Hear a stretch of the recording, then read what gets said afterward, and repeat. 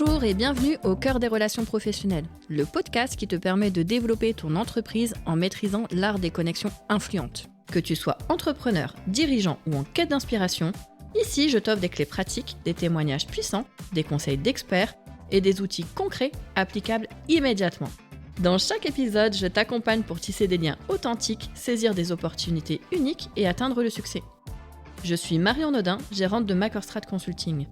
Mon objectif, je t'aide en tant que dirigeant à prendre du recul, sortir de ton quotidien en établissant un plan d'action personnalisé avec des solutions adaptées à tes enjeux.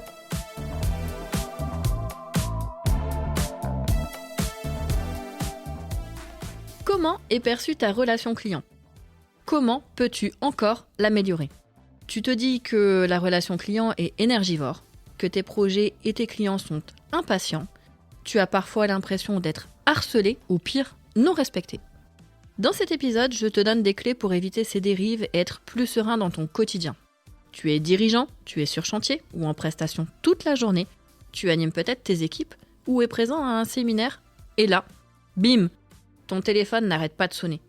Tu reçois des notifications de mails et des réseaux sociaux toute la journée. Non, on ne jette pas le téléphone par la fenêtre, sinon tu ne vas plus pouvoir écouter mes conseils. Allez, souffle et mets le son. Sur ta gestion des contacts entrants, le premier point, ça va être de travailler sur tes canaux de contact. Quelles sont les coordonnées communiquées dans tes posts, dans tes réseaux, sur ton site internet ? Et donc de ce fait-là, quels sont les canaux que tu souhaites privilégier ? Typiquement, on est maintenant à l'ère du digital, on a tous WhatsApp, on a LinkedIn, on a Messenger, on a également les mails, on a les SMS, le numéro de téléphone. Il y a de quoi se perdre la tête. Une personne t'envoie un message, tu sais plus sur quel canal, tu dois tout rechercher le soir en disant « mince, il m'a envoyé son adresse, c'était sur quoi ? Je me souviens plus ». Typiquement, si tu as un site internet, l'idée ça va être de savoir par quel moyen tu souhaites être contacté. Est-ce que tu mets en place un formulaire de contact par mail ? Est-ce que tu souhaites privilégier les appels téléphoniques ? Pourquoi ? Parce que si tu es sur chantier toute la journée, comment veux-tu répondre au téléphone en étant en haut de ton échelle ? Donc l'idée va être de déterminer les points de contact que tu souhaites privilégier pour que ça ne soit pas chronophage et surtout que tu puisses gérer le quotidien. Le deuxième point est de communiquer sur ton engagement de rappel. Au bout de combien de temps t'engages-tu à rappeler ton client ou ton prospect ? Si tu communiques clairement sur tes délais de rappel, il n'y a aucune raison que tes clients te harcèlent.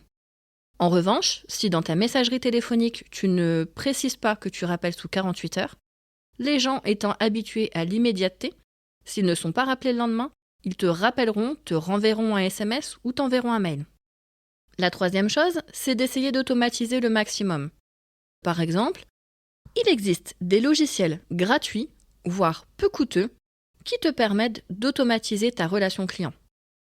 Tu peux, par exemple, envoyer un rappel automatique lorsque tu as des interventions qui sont programmées. Tu peux également envoyer un rappel ou une relance lorsqu'un rendez-vous a été planifié et que tu souhaites être certain que tu n'auras pas de lapin. Le dernier point, c'est la pédagogie. C'est-à-dire que quand tu prends le temps de voir ton client ou ton prospect en rendez-vous, n'hésite pas à rappeler en fait tes contraintes quotidiennes. Dis-leur bien que tu es encore sur le terrain, que tu es sur chantier ou que tu es en projet ou en prestation et que tu ne peux pas répondre constamment au téléphone. Ils vont tout à fait le comprendre et surtout, tu leur expliques également que quand tu es en rendez-vous avec eux, tu en fais de même pour eux et de ce fait-là, ils vont apprécier. Pour la relation client dans des cadres de mission ou de chantier, le premier point est de rester factuel. Tu es arrivé, on t'a missionné pour un point, reste focus sur ton objectif et réponds à ce point. Ensuite, surtout, pas de familiarité.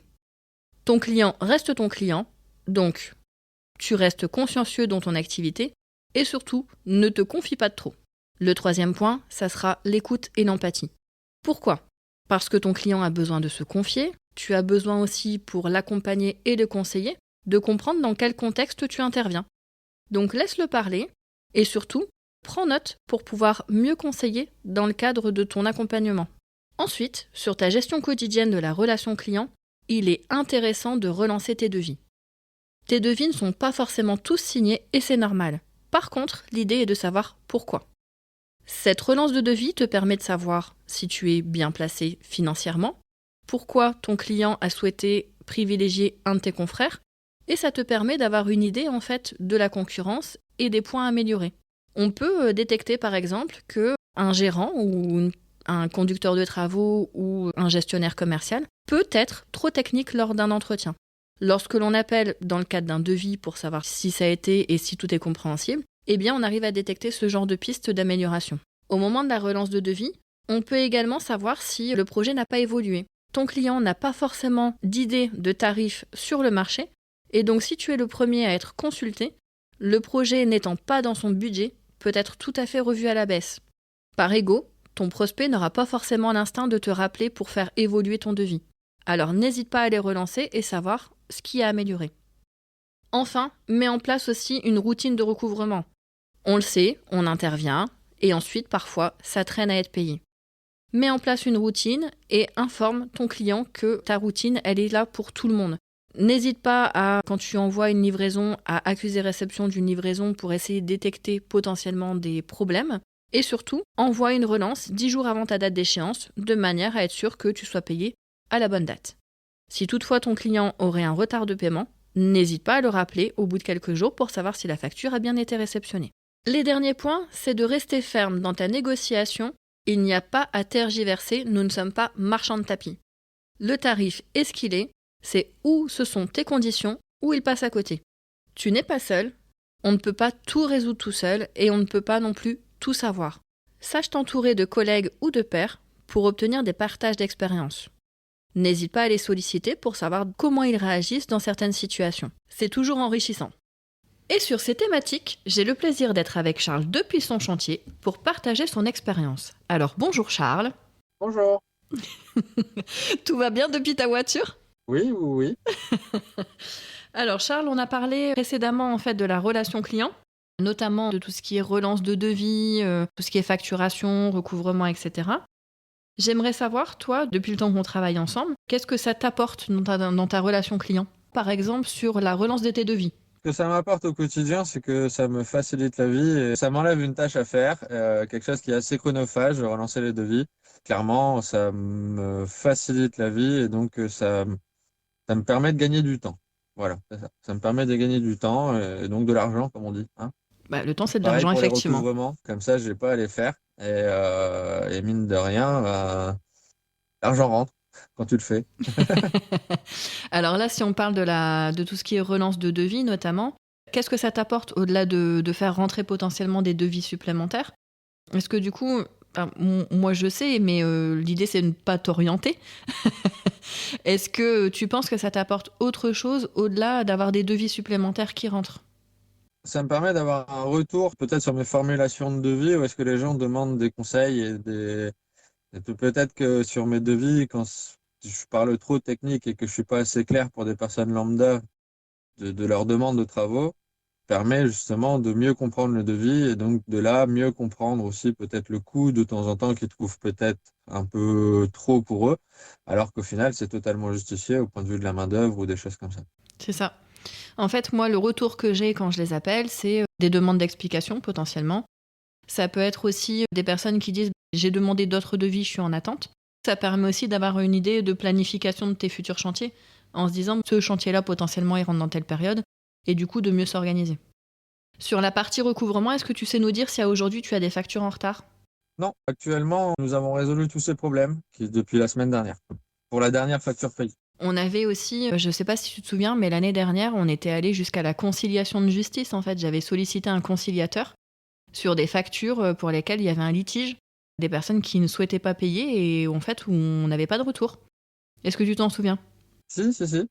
J'ai dû aller au tribunal, voir un conciliateur, ainsi de suite. Et je me rappelle maintenant de ce rendez-vous où est-ce que le monsieur m'a dit, bah, écoutez, je l'ai eu au téléphone. Il pensait que c'était un faux mail ou quelque chose comme ça, alors qu'on le relançait depuis des années, enfin, des années, j'exagère, depuis au moins un an. Tout ça pour même pas 100 € hors taxe, c'était même en dessous. Et au final, juste le conciliateur qui l'a appelé, il a dit non, bah, c'est bon, alors je paye. Et voilà. Au-delà en fait de la simple relance téléphonique de facture et des relances mail, il m'arrive d'aller jusqu'à de la conciliation et de préparer le dossier en amont du recouvrement forcé pour essayer un peu d'intimider les clients et être sûr qu'on soit payé. Ça arrive quand même de temps en temps. C'est plus marginal, mais ça arrive. On a parlé de relations clients sur la partie téléphonique, donc les relances de vie. On a parlé des relances factures. Mais de manière générale, il me semble aussi, alors je pense que ce dossier-là, tu vas t'en souvenir, mais que je suis intervenue l'année dernière sur une conciliation de chantier. Alors on va pas nommer le nom de la personne, mais est-ce que tu t'en souviens ? Quel était le contexte ? Oui, bah là, justement, grâce à toi, au moins, on a pu rouvrir un dialogue qui était complètement clos. Tu as pu, en plus de ça, faire ouvrir les yeux à cette cliente sur d'autres corps de métier, par exemple, qui pouvaient me reprocher des choses, alors que c'était eux qui... Enfin voilà, mais au-delà de ça, oui, effectivement, t'as extrêmement servi à rouvrir un certain dialogue et à ce que je puisse aller finir le chantier et à ce que cette cliente, même à la fin, me félicite. Donc on a fini quand même le chantier au taquet. La cliente super contente, un top avis sur Bilic, le réseau professionnel sur lequel tu es référencé. Et puis cette personne maintenant est toute gentille et n'hésite pas à te rappeler avec un dialogue beaucoup plus serein et apaisé. Clairement, clairement. Je ne sais pas ce que tu lui as dit ou ce que tu as fait. Je ne sais toujours pas et je ne le saurai jamais, je pense. Mais clairement, si tu n'avais pas été là, c'était mal barré. Alors Charles, je veux pas te prendre beaucoup plus de temps parce que je sais pas à quelle température il fait dans ta voiture, mais ça doit pas être super confort. Si on veut résumer ce qu'une collaboration avec un bras droit peut t'apporter, quel conseil tu voudrais apporter à tes collègues ou qu'est-ce que tu souhaiterais rajouter ? Qu'au-delà de ce qu'on vient de parler, donc des 3 points des relances et tout ça, ça permet de piloter une société aussi, d'avoir des conseils sur la société directement. Il n'y a pas forcément besoin que des relances de vie ou de factures ou de choses comme ça, mais plutôt sur le pilotage de la société, quelle ligne directrice prendre, avoir un avis, un deuxième avis, parce que nous, quand on a la tête baissée et qu'on a un avis dans la tête, on va le suivre et c'est pas forcément le bon. Ça permet d'avoir quelqu'un qui a du recul sur la société et de bons conseils aussi. Je te remercie pour les bons conseils. Peut-être te dire arrête de foncer. Peut-être justement éviter qu'on aille la tête baissée droit dans le mur et puis qu'elle nous fasse voir notre vision, une autre route et pour arriver au même chemin. Prendre du recul peut-être avec des chemins différents pour arriver au même objectif, mais en étant peut-être plus serein, plus sain et voilà, mieux dans tes baskets. C'est ça. Écoute Charles, merci beaucoup pour ton intervention, de t'être libéré quelques minutes pour venir témoigner. C'est très gentil à toi. Je te souhaite une bonne journée. Mais de rien. Et on se dit à bientôt. Si l'on résume cet épisode, les conseils à retenir. Structure ta semaine. Prévois des moments dédiés pour tes appels, pour tes relances téléphoniques, pour tes relances de factures. Engage-toi sur des délais de réponse. Ça t'évitera d'être relancé constamment par tes prospects ou clients. Sois pédagogue.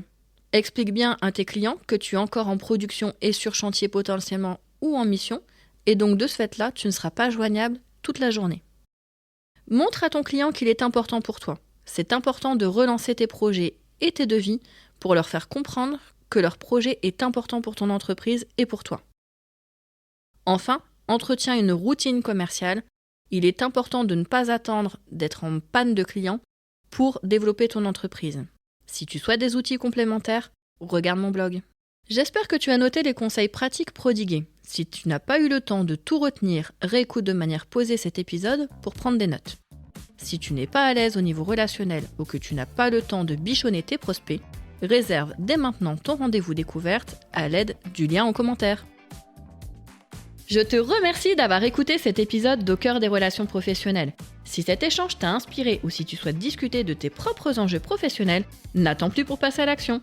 Rendez-vous sur notre site macorstratconsulting.com pour prendre contact et réserver ton rendez-vous personnalisé. On va construire ensemble les étapes qui te mèneront à ta réussite.